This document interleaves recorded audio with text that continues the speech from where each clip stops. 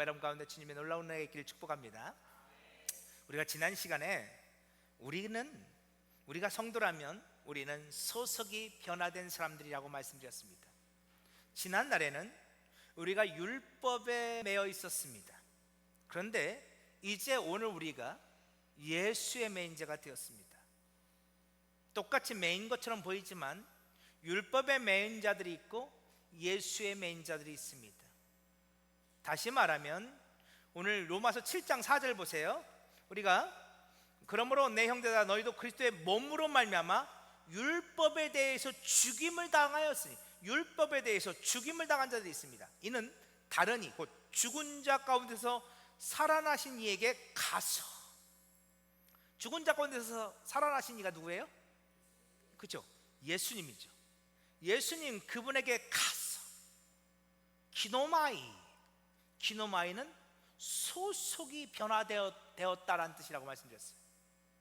어떤 내가 소속이 되었어요. 지난날에는 율법의 매인자가 되었어요. 율법의 소속이었어요. 그런데 이제 율법에 대해서 죽은 자가 되었습니다. 이제 나는 죽었다가 다시 살아나시니. 여러분, 예수를 지금 바울이 죽었다가 다시 살아나신 이로 표현하고 있습니다. 왜 그러냐면 오늘 우리가 소속이 바뀌었다는 것은 내가 율법에 대하여 죽은 것입니다. 그리고 우리가 예수에 대해서 다시 산 것입니다. 그래서 사도 바울은 일부러 예수를 죽은 자 가운데서 다시 살아나신 이라고 표현하고 하고 있습니다. 그래서 오늘 우리로 하여금 하나님을 위하여 열매를 맺게 하려 하십니다. 자, 율법이 오늘 우리를 지배하고 있을 때 오늘 우리는 그 율법에 의해서 사망이라는 열매를 맺을 수밖에 없었습니다. 그런데 이제 오늘 우리가 소속이 바뀌어서 우리가 예수에게 매인자가 되었을 때 오늘 우리는 무슨 열매? 생명이라는 열매를 맺게 되었다는 것이죠. 자, 그렇게 믿음의 성도들은 그렇게 소속이 바뀐 자였음을 이제 사도 바울은 우리에게 얘기해 주고 있습니다. 자, 다시 6절 보세요. 이제는 우리가 얽매였던 것에서 죽었으므로 율법에서 벗어났으니 이제 우리는 더 이상 율법의 매인자가 아닙니다.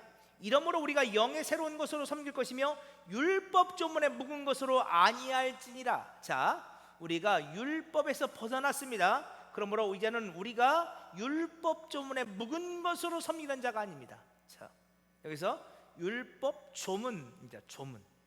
이 조문은 그람마예요. 그람마. 이 그람마는 문자예요. 문자. 그래서 율법이 있는데요. 이 구약의 이스라엘 백성들, 바리새인과 사두개인과 서기관들은 율법을 어째요? 문자 그대로 지켰어요. 그들은 율법 조문에 묵은 것으로 했어요. 율법에 그들은 지배를 받았어요. 613가지의 율법을 가지고 하라 하지 말라. 그들은 그것을 때로는 지키기도 하고 때로는 하지 말라. 그러면 하나님이 금하신 것은 금하면서 그들은 그렇게 살았단 말이에요.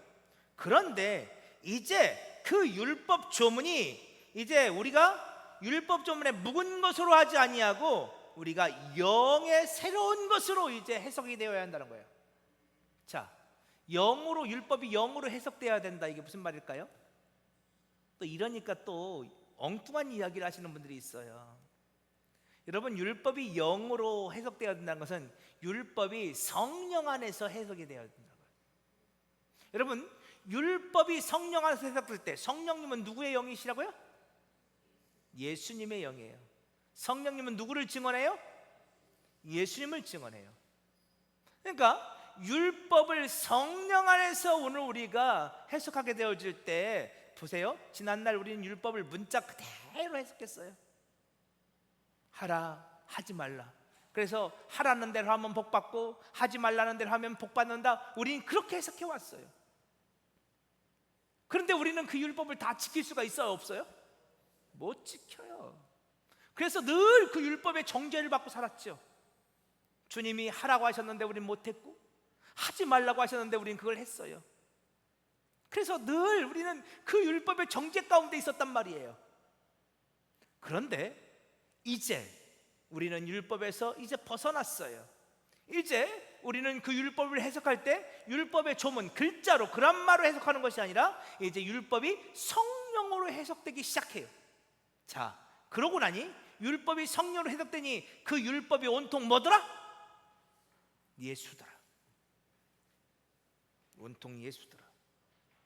지금 사도 바울이 그 이야기를 하고 있는 거예요.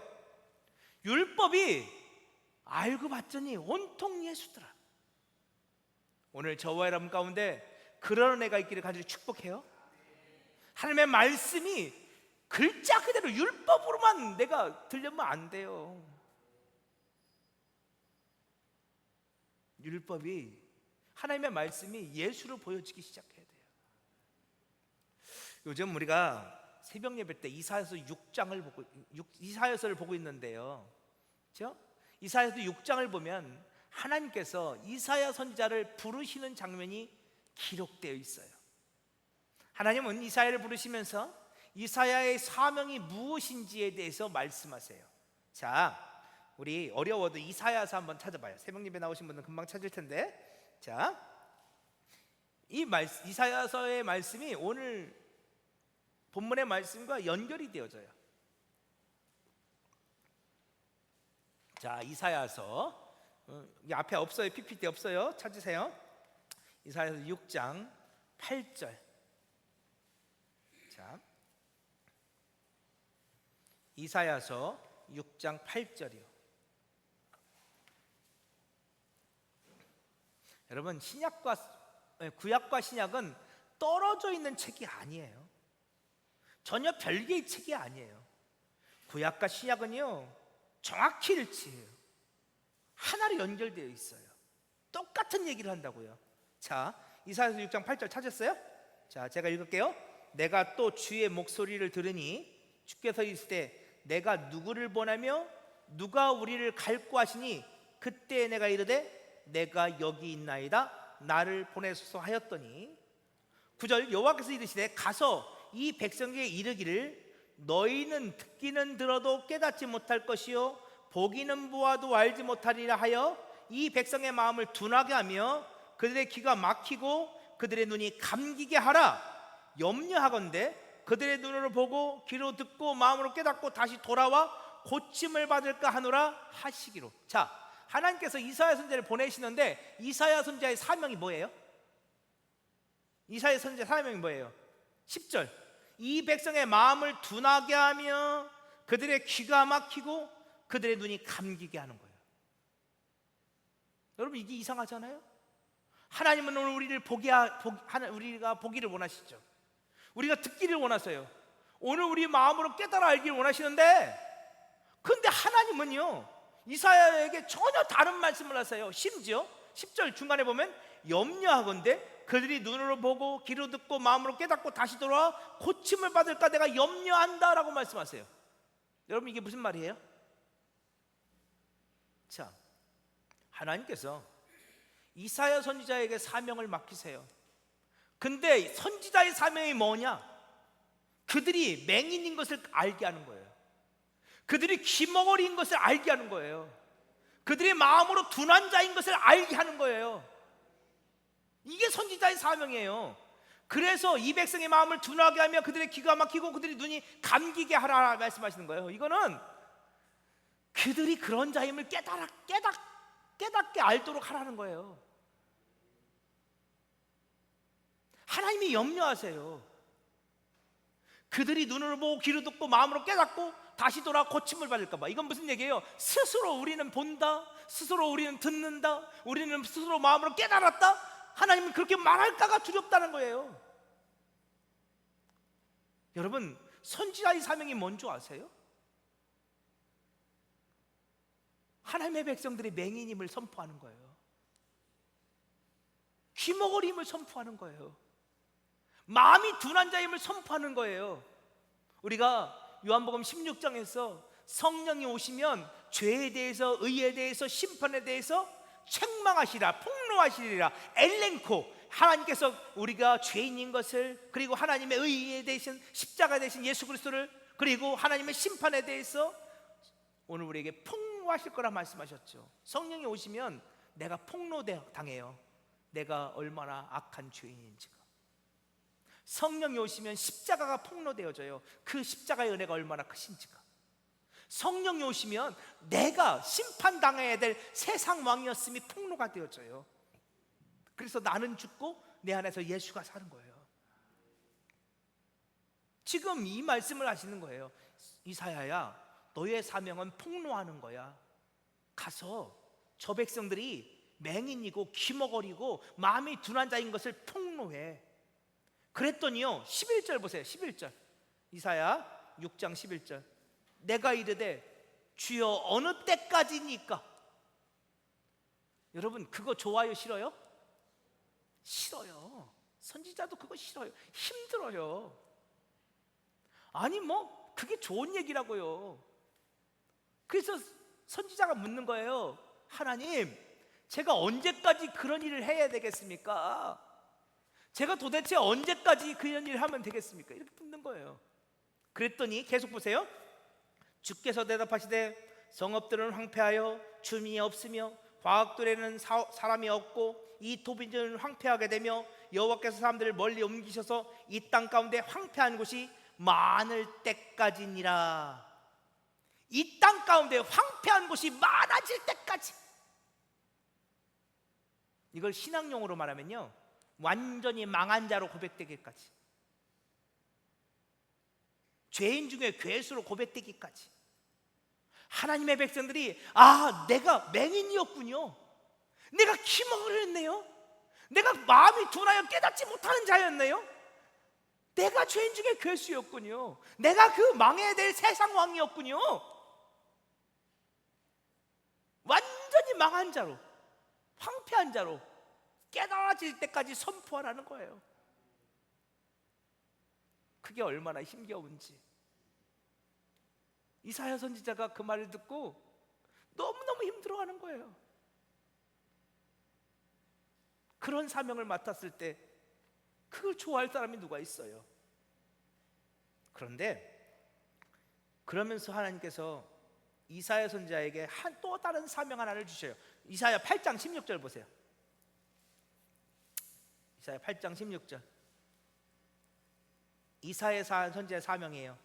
너는 증거의 말씀을 싸매며 율법을 내 제자들 가운데서 봉함하라. 율법을 봉함해라. 여러분, 봉함이 뭐예요? 편지 붙일 때, 그렇죠? 편지 봉투에다 편지지를 넣고 풀을 붙여가지고 싹 붙여버리죠, 그렇죠? 그게 봉함이에요. 율법의 말씀을 완전히 봉함해라.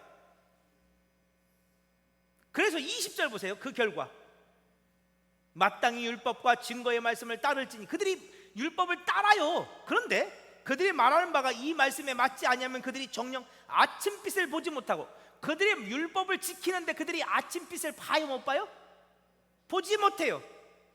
21절, 이 땅으로 헤매며 곤고하며 굶주릴 거예요. 그들은 율법을 지키는데 그들은 굶주릴 거예요. 배고플 거예요. 그가 굶주릴 때 격분하여 자기의 왕과 자기 하나님을 저주할 것이며 위를 쳐다보거나 땅을 굽어 보아도 환난과 흑암과 고통의 흑암뿐이리니 그들이 심한 흑암 가운데 쫓겨 들어가리라. 자, 그들은 말씀을 보고 지키고 있어요. 근데 그들은 흑암뿐이에요. 아침빛을 보지 못해요. 여러분, 아침빛이 뭐예요? 빛나는 새벽별. 누구예요? 예수님이요. 그들은 생명의 빛 대신 예수님을 보지 못할 거예요. 예수님, 생명의 빛 대신 예수님. 그래서 그들은 흑암으로 가득해질 거예요. 그들은 말씀을 보고 있지만 그들은 굶주릴 거예요. 여러분, 왜 그래요? 말씀이 봉함되어져 있기 때문에 그래요. 그럼 왜 하나님께서 말씀을 봉함하라 하시나요? 그들의 상태를 고발하시는 거예요. 그들이 어둠 가운데 있음을, 그들이 귀머거리요 소경인 것을, 마음이 둔한 자임을 깨달아 알도록 봉함하라 하시는 거예요. 그런데요, 이 말씀이 열려질 때가 있을 거예요. 자, 이사야 9장 보세요. 9장 1절. 전에 고통받던 자들에게 흑암이 없으리로다. 흑암이 사라질 거예요. 옛적에는 여호와께서 스불론 땅과 납달리 땅이 멸시를 당하셨더니 후에는 해변길과 요단 저쪽 이방의 갈릴리를 영화롭게 하셨느니라. 흑암에 행하던 백성이 큰 빛을 보고 사망의 그늘진 땅의 거전자에게 빛이 비치도다. 그 흑암에 있는 백성들 가운데 큰 빛이 비춰지고 흑암이 물러가게 될 거예요. 근데 그 빛이 누구냐? 자, 6절 보세요. 이사야 9장 6절. 자, 이는 한 아기가 우리에게 낳고 한 아들을 우리에게 주신 바 되었는데 그의 어깨에는 정사를 메었고, 여러분 정사를 메었던 게 무슨 뜻이에요?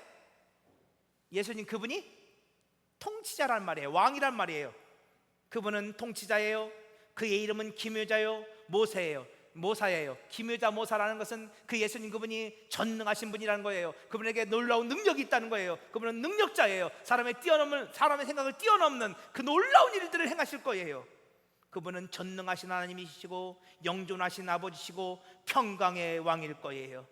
그 정사와 평강의 더함이 무궁하며 또 다윗의 왕자와 그 나라에 군림하며 그 나라를 굳게 세우고 지금이고 영원히. 여러분 성경에서 영원이라는 단어를 사람에게 쓸 수 있나요? 영원한 것이 있어요? 사람에겐 영원한 것이 없어요. 성경에서 영원이라는 단어를 쓸 수 있는 분은 오직 하나님밖에 없어요. 오직 예수님밖에 없어요. 자 보세요. 자, 율법이 봉함되어 있어요. 그들은 그 율법 속에서, 그 말씀 속에서 그들은 양식을 얻지 못했고요, 그 말씀 속에서 생명의 빛을 얻지 못했어요. 그들은 여전히 맹인이고 소경이고 마음이 둔한 자들이에요. 그런데 그들 가운데 드디어 이제 닫혔던 율법이 봉함되어지고 생명의 빛이 비춰오기 시작할 거예요. 그가 누구예요? 예수님 그분, 하나님의 아들이신 그분이 오셔서 그 말씀을 봉함을 푸실 거예요. 말씀이 풀려지니 온통 뭐예요? 예수예요. 말씀의 봉함이 풀려지니 온통 예수예요. 이사야서는요 이 이야기를 계속하고 있어요. 새벽 예배 나오신 분들 앞으로 계속 그 얘기 들을 거예요. 전날에는 율법이 무엇을 말하는지 몰랐어요. 봉함되어 있었으니까요. 열심히 율법을 지켰죠. 그런데 열심히 율법을 지키는데도 어둠 속에 있었고, 열심히 율법을 지키는데도 여전히 굶주림 가운데 있었고 흑암 가운데 있었어요. 생명이 없었어요.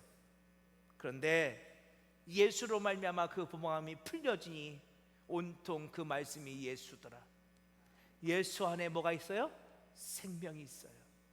예수 안에 뭐가 있어요? 하나님 나라가 있어요. 영생이 있어요. 이사야서가 오늘 우리가 새벽에 보고 있는 이 말씀을 하시는데, 왜 이 말씀을 하느냐? 오늘 본문의 말씀이 그렇기 때문에 그래요. 자, 다시 보세요. 로마서 7장. 로마서 7장. 자, 이제는 우리가 얽매였던 율법에서 벗어났어요. 그전에는 이 율법의 조문으로 해석했어요. 글자로만 해석했다고요. 성경을 글자로만 봤다고요. 그런데 이제는 성경을 볼 때 뭐가 보여요? 예수가 보여요. 왜요? 이제는 성령 안에서 그 말씀이 해석되기 시작하니까. 성령님이 그 말씀을 풀어주시니까 말씀이 온통 뭐로 보이더라? 예수로 보이더라. 하나님의 사람들은요 말씀이 달리 보이기 시작해요. 그게 하나님의 사람들이에요. 이제는 글자로만 보이지 않아요. 그 속에 담겨있는 예수가 보여지기 시작해요. 자, 그래서 7절, 오늘 7절까지만 볼 것 같아요. 그런즉 우리가 무슨 말을 하리요? 율법이 죄가 될 수 죄냐? 그럴 수 없느니라. 율법으로 말미암지 않고는 내가 죄를 알지 못하였으니 곧 율법이 탐내지 말라 아니하였더라면 내가 탐심을 알지 못하였으리라. 자, 이 말씀만 보고 마칠게요. 자, 이제 율법이 글자로 해석되면 안 돼요. 성령 안에서 예수로 해석되어야 돼요. 그렇다고 해서 여러분 율법이 필요 없어요? 율법이 죄예요? 그럴 수 없어요. 율법으로 말미암지 않고는 내가 죄인됨을 알지 못해. 다시 말하면 이걸 아까 우리 좀 아까 이사야 선지자의 말로 인용하면 율법으로 말미암지 않고는 내가 맹인인 걸 몰라. 내가 기먹으린 걸 몰라. 내 마음이 강팍하고 내 마음이 정말 죄악 가운데 가득하다는 사실을 내가 몰라. 그거 알려주는 게 뭐예요? 율법이요. 율법. 자, 우리 로마서 7장이니까 로마서 3장 우리 보았던 말씀이에요. 로마서 3장 20절.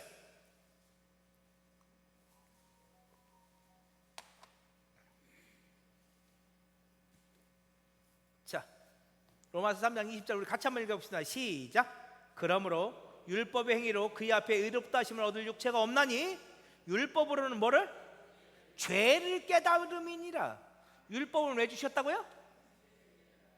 율법의 행위로는 의롭다 하실 만한 얻을 만한 육체가 없어요. 율법을 다 지켜서 내가 의롭게 된다고요? 그건 불가능해. 그 누구도 율법을 다 지킬 수는 없어. 여러분 율법 다 지키고 살아요? 우리 율법도 몰라 뭔지도, 그렇지? 근데 우리가 뭘 다 지키고 살아? 율법의 행위로는 의롭다 하실 육체가 없어요. 그럼에도 불구하고 우리에게 율법을 주신 이유는 뭐라고? 네 죄를 알라고. 그죠? 옛날에 우리 사또가 춘향이한테 그러죠. 네 죄를 알렸다. 그렇죠? 율법이 그런 거예요. 네 죄를 알렸다. 율법은 오늘 우리로 하여금 내가 죄인임을 알게 해요. 또 하나 있어요. 이건 제가 읽을게요. 갈라디아서 3장 24절. 이같이 율법이 우리를 그리스도께로 인도하는 초동교사가 되어 우리로 하여금 믿음으로 말미암아 의롭다 하심을 얻게 하려 함이라. 율법은 우리를 그리스도께로 인도하는 초동교사예요. 율법은 내 죄를 가르쳐주고 나로 하여금 예수께로 우리를 인도해 가요. 그것이 율법이 하는 일이에요. 그러니까 우린 율법을 통해서 내 죄를 깨달아 알고 예수께로 나아가야 돼요. 내 힘으로는 할 수 없으니까요. 율법의 행위로는 의롭다 하심을 얻을 육체가 없으니까 오직 예수만이, 십자가의 그 보혈의 은혜만이 오늘 우리를 의롭다 하실 수 있음을 믿으니까 우리는 그 율법을 통해서 내가 죄인됨을 깨닫고 천부여 의지 없어서 손들고 옵니다. 주님께로 손들고 가야 되는 거예요. 아멘? 그렇죠? 그래서 다시 로마서 7장 7절이요. 율법으로 말미암지 않고는 내 죄를 알 수 없어요. 근데 요 다음 말씀이 이게 참 애매해요. 곧 율법이 탐내지 말라 하지 아니하였더라면 내가 탐심을 알지 못하였으리라. 율법이 없으면 내 죄를 알지 못하는데 갑자기 사도 바울이 탐내지 말라. 여러분 10계명 중에 10번째 계명이죠. 그런데 이 탐내지 말라는 계명을 들어가면서 율법이 없었으면 탐심을 알지 못했대. 우리가 율법이 있어서 우리가 탐심을 알게 되었다는 거예요. 여러분 이 탐심이요 헬라어로 에피디미아거든요. 에피디미아. 제가 빨리 끝내려고 말이 빨라져요. 빨리 끝내려고 또 힘들다고 하실까 봐. 근데 에피디미아인데요, 이 에피디미아가 뭐냐면 무엇을 향하는 오늘 우리들의 마음이에요. 이 탐심은 하나님과 반대편에 서 있어요. 하나님을 떠나가고 있어요. 오늘 우리들이 어떤 것을 열망하는데 하나님 반대편에 있는 것을 열망하죠. 더 많이 가지려고, 더 높아지려고, 더 권세 있는 자가 되려고, 더 힘 있는 자가 되려고 열망하는 것, 이게 에피디미아예요. 그런데 율법이 없었으면 내가 탐심을 알지 못했다는 거예요. 도대체 이게 무슨 말일까요? 자, 이거 말씀 그 다음에 있는 말씀 8절과 연결시켜야 되는데 제가 그냥 이 말씀만 설명드리고 마칠게요. 시간이 또 가니까. 자, 율법이 있어요. 사람들은 그 율법을 가지고 어떻게 생각하느냐? 내가 율법을 잘 지키면 내가 하나님 앞에 복을 받는다고 생각해요. 여기까지는 괜찮아 그래도. 근데 문제는요, 그러면서 내가 율법을 잘 지키면 내가 의로운 자가 된다고 생각하죠. 그래서 어떻게 하냐면 내가 율법을 잘 지키는 그 행위를 통해서 사람들을 구분해요. 바리새인들처럼.